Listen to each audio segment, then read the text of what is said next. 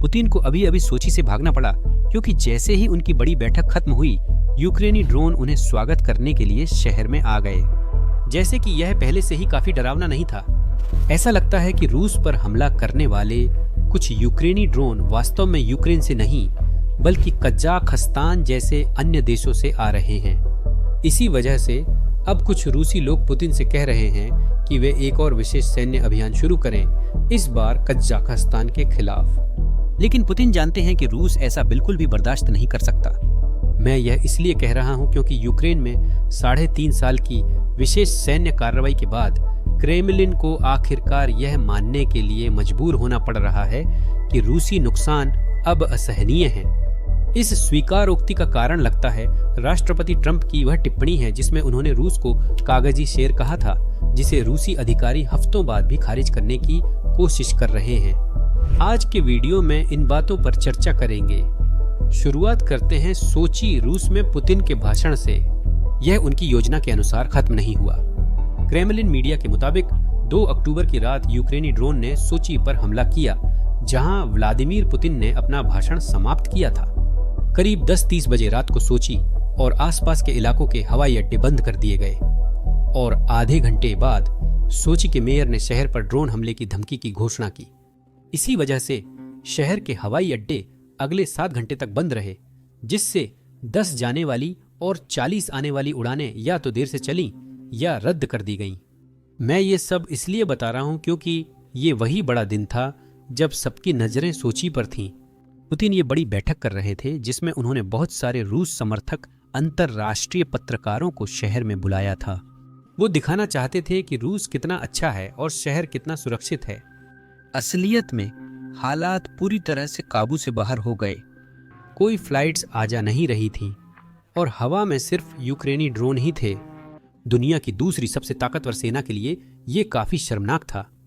लेकिन बात यह है कि ड्रोन सिर्फ कॉन्फ्रेंस में ही नहीं आ रहे थे। असल में कुछ यूक्रेनी ड्रोन रूस के ओर्स्क ऑयल रिफाइनरी तक पहुंच गए थे, जो रूस की सीमा के काफी अंदर है। ये है उस हमले की क्लिप।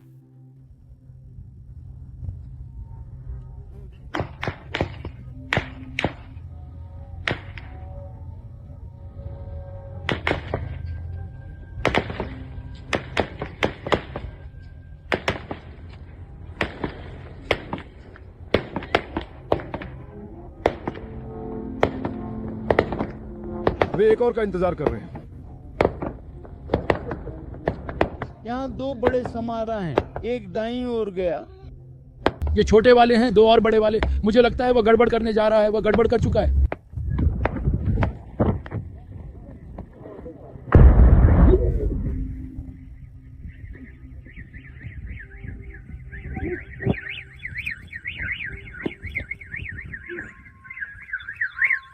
क्या यहाँ 2 और समारा हैं?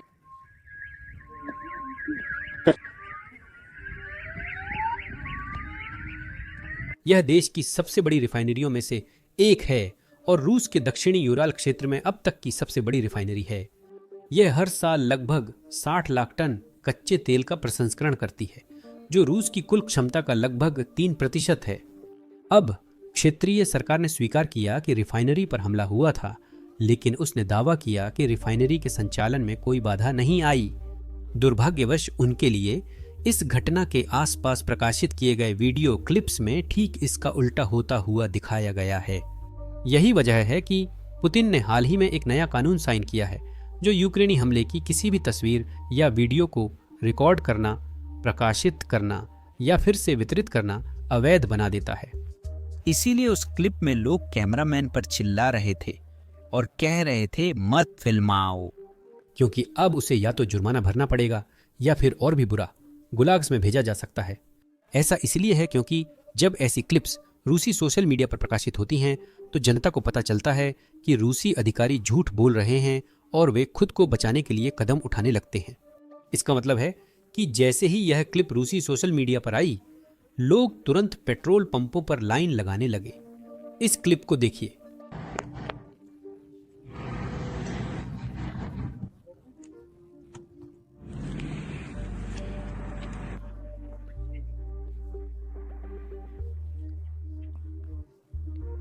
अब जब कुछ रूसी लोग पेट्रोल की तलाश कर रहे थे तो बाकी लोग कुछ और ज्यादा जटिल चीज देख रहे थे। देखिए, एक बात है जो मैंने आपसे नहीं बताई।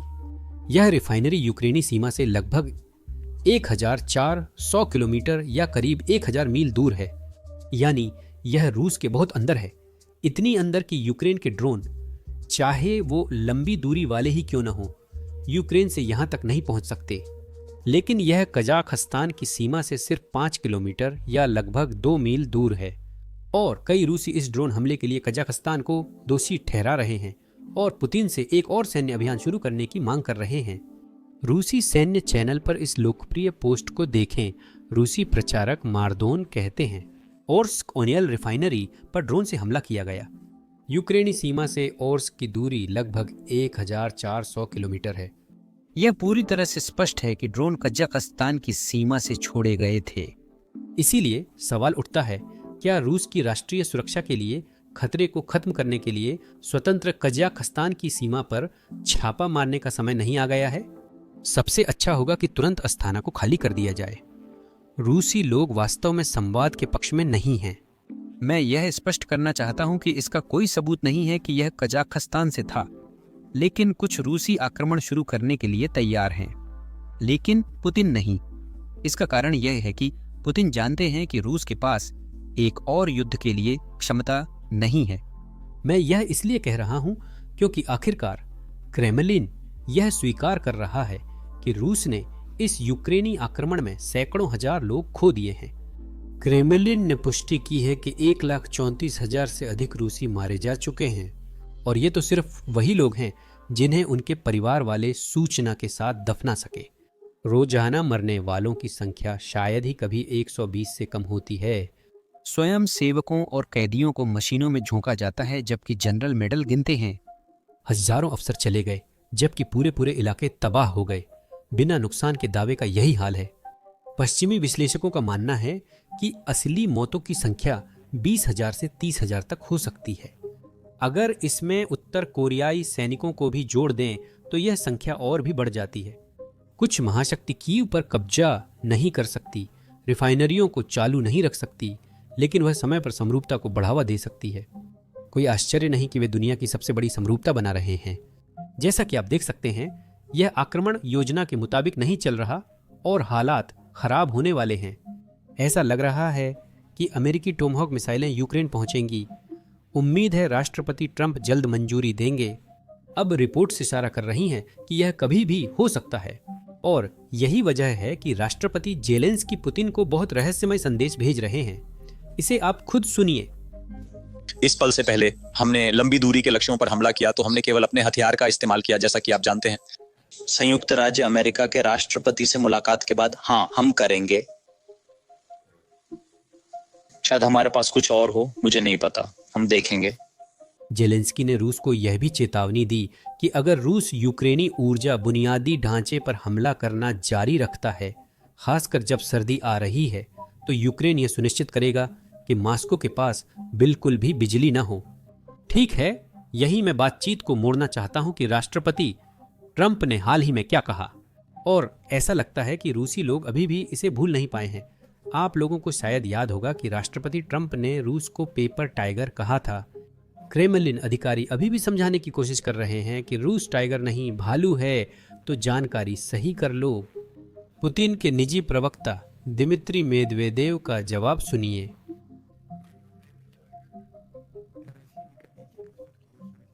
रूस टाइगर नहीं है। आखिरकार इसे आमतौर पर भालू से जोड़ा जाता है, कागजी भालू होते ही नहीं हैं। रूस एक असली भालू है। पुतिन ने हमारे भालू का कई बार अलग अलग भावनाओं के साथ वर्णन किया है। इसमें कुछ भी कागज जैसा नहीं है। उन्होंने फिर से पूछा कि कागजी बाघ कौन है। उन्होंने कहा कि वह दूसरों पर बात नहीं करेंगे और दोहराया कि नहीं जानते किसे कागजी बाघ कहा जा रहा है। उसी देश के राष्ट्रपति जो 10 साल बाद अफगानिस्तान से भाग गए, एक हफ्ते में उसे संभाल नहीं पाए।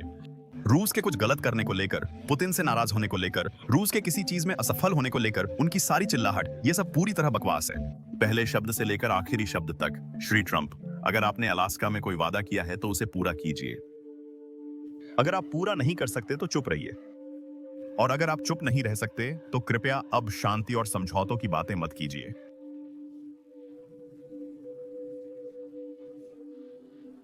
ये सिर्फ क्रेमलिन के अधिकारी नहीं थे, व्लादिमीर पुतिन ने भी उस टिप्पणी का जवाब दिया जो ट्रंप ने वालदाई सम्मेलन में कही थी, इससे पहले कि उन्हें यूक्रेनी ड्रोन की वजह से वहां से जाना पड़ा। अगर हम नाटो गठबंधन के साथ युद्ध में हैं और आत्मविश्वास से आगे बढ़ रहे हैं, अगर ये कागजी शेयर है तो नाटो क्या है, ये किसका प्रतिनिधि है और खुद को क्या समझता है? तो वो अपने बारे में क्या सोचती है?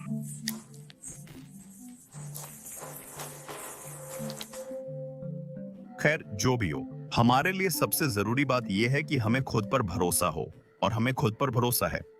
इस सम्मेलन में पुतिन ने कहा कि अगर यूक्रेन ऐसा करता है तो रूस यूक्रेनी परमाणु बिजली घर पर हमला करेगा। यह पुतिन का दुनिया को परमाणु तबाही से डराकर ब्लैकमेल करने का तरीका था। वह पश्चिमी देशों से कह रहे हैं कि अगर वे यूक्रेन को रूस के रिफाइनरी और सैन्य ठिकानों पर हमला करने से नहीं रोकते तो पुतिन परमाणु तबाही ला सकते हैं, जिसकी कीमत सभी को चुकानी पड़ेगी। रूसी नागरिक भी शामिल हैं। अगर पुतिन यूक्रेन के परमाणु बिजली घर पर हमला करते हैं तो सबसे करीब रूस ही है। उन्हें इसके परिणाम सबसे पहले भुगतने होंगे, उसके बाद ही अन्य देश इससे निपटेंगे। अब मुझे लगता है कि उन्होंने यह किसी चीज के लिए चेतावनी के तौर पर कहा था, लेकिन इसमें सबसे मजेदार बात यह है, जब वह यह बयान दे रहे थे उसी समय रूसी सेना यूक्रेनी पावर प्लांट पर अपने हमलों के वीडियो जारी कर रही थी। चेरनोबिल न्यूक्लियर पावर प्लांट पर पहले पुतिन की टिप्पणियों पर नजर डालते हैं।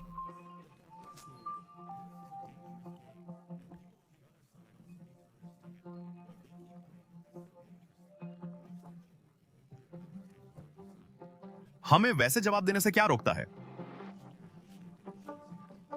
आपकी स्क्रीन पर दिख रही क्लिप रूसी सेना ने जारी की थी, जिसमें वे उस पावर प्लांट पर हमला कर रहे हैं जो चेरनोबिल न्यूक्लियर रिएक्टर्स को बिजली देता है। अब बेशक रिएक्टर चालू नहीं हैं, लेकिन उन्हें खर्च हो चुके फ्यूल रॉड्स के लिए जरूरी कूलिंग सिस्टम चलाने के लिए लगातार बिजली और पानी की सप्लाई चाहिए। इस तरह वे उस संभावित परमाणु हादसे से बच सकते हैं जैसा रूस को सोवियत यूनियन के दिनों में हुआ था। अब रूस जानबूझकर पावर स्टेशनों पर हमला कर रहा है, क्योंकि इस तरह वे कह सकते हैं, अरे हमने कभी न्यूक्लियर पावर प्लांट पर हमला नहीं किया, लेकिन साथ ही एक परमाणु तबाही भी ला सकते हैं जिससे पूरे विश्व को निपटना पड़ेगा। यह है रूसी ब्लैकमेलिंग जिससे पुतिन नहीं बच सकते। यह सब दिखाता है कि युद्ध पुतिन के नियंत्रण से बाहर है और वह बौखलाए हैं, और असल में सिर्फ पुतिन ही यह महसूस नहीं कर रहे हैं। रूसी मीडिया हस्तियां अब युद्ध को खुलकर विफलता बता रही हैं। रूस के अंदर रहते हुए यह एक बहुत ही असामान्य बात है जो आप रूस की मीडिया में नहीं देखते। वे जो कहते हैं वह क्रेमलिन से स्वीकृत होता है। तो जब भी कभी हम देखते हैं कि कोई लाइन से बाहर बोल रहा है तो हमें पता चल जाता है कि मामला वाकई बहुत बहुत खराब है। यहाँ हमारे पास एक रूसी युद्ध संवाददाता हैं जो बता रहे हैं कि 3 साल 6 महीने में लाखों मौतों के बाद भी रूस ने वे कोई भी लक्ष्य हासिल नहीं किए हैं जिन्हें पुतिन ने इस सैन्य अभियान की शुरुआत में घोषित किया था। अनुमानित गणनाओं के अनुसार अगर हम इसी गति से आगे बढ़ते हैं, दुश्मन की रक्षा पंक्तियों को तोड़ते हुए और इस रक्षा बिंदुओं की प्रणाली को छोड़ते हुए, मजबूत बिंदुओं, किलेबंदी और रक्षा इकाइयों की प्रणाली को चीरते हुए, तो यह सब बहुत गंभीर है। इसमें हमें बहुत साल लगेंगे। उदाहरण के लिए अगर हम नक्शे को देखें तो शायद 40% से भी कम, लगभग 35%, करीब 35% Donetsk People's Republic of the Russian Federation Kyiv के कब्जे में है। ये मुख्य इलाके हैं, वही आधार क्षेत्र जहां से कथित एटीओ शुरू हुआ था। अब हमें दुश्मन को वहां से निकालना है, जो कठिन है। मेरे हिसाब से अगर हम इसी रफ्तार से चलते रहे, खून पसीना बहाते हुए और रोजाना दसियों मीटर, सैकड़ों मीटर आगे बढ़ते हुए, सुनो, सिर्फ डीपीआर क्षेत्र को आजाद करने में 1 से 1.5 साल लगेंगे। और आज स्पेशल मिलिट्री ऑपरेशन के दूसरे लक्ष्यों को हासिल करने का क्या हाल है, चलो देखते हैं। मेरी राय में राष्ट्रपति के अनुसार मुख्य लक्ष्य हैं यूक्रेन का डिमिलिट्रीकरण और यूक्रेन का डीनॉक्सिफिकेशन। लेकिन अब तक हम कितनी दूर आ चुके हैं? आइए देखें कि हम इसके कितने करीब पहुंचे हैं। हमें विशेष सैन्य अभियान शुरू किए 3 साल हो चुके हैं। इन लक्ष्यों को हासिल करने में हम कितनी दूर पहुंचे हैं? अगर मैं ईमानदारी से कहूं तो हम अभी शुरुआत में हैं। अब तक बहाए गए खून, नुकसान, खर्च किए गए संसाधनों और हुई तबाही के बावजूद YouTube ने अभी अभी एक चौंका देने वाली घोषणा की है। यह क्रिएटर्स को हर दिन $64 मिलियन दे रहा है। क्यों? क्योंकि YouTube के पास पर्याप्त क्रिएटर्स नहीं हैं।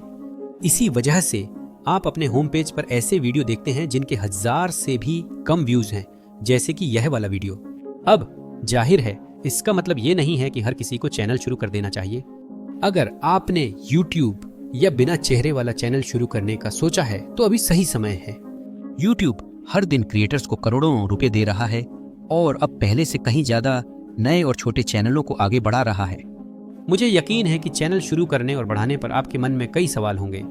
हमें अक्सर कुछ लोगों से ऐसे सवाल ईमेल में मिलते हैं। इसीलिए हमने तय किया कि अपनी सारी YouTube सलाह को एक ही YouTube वीडियो में पूरी तरह से मुफ्त में डाल दें। तो अगर आप अपना खुद का चैनल शुरू करने में रुचि रखते हैं तो आप उस वीडियो को यहाँ YouTube पर देख सकते हैं। बस डिस्क्रिप्शन में दिए गए लिंक या अपनी स्क्रीन पर कार्ड पर क्लिक करें।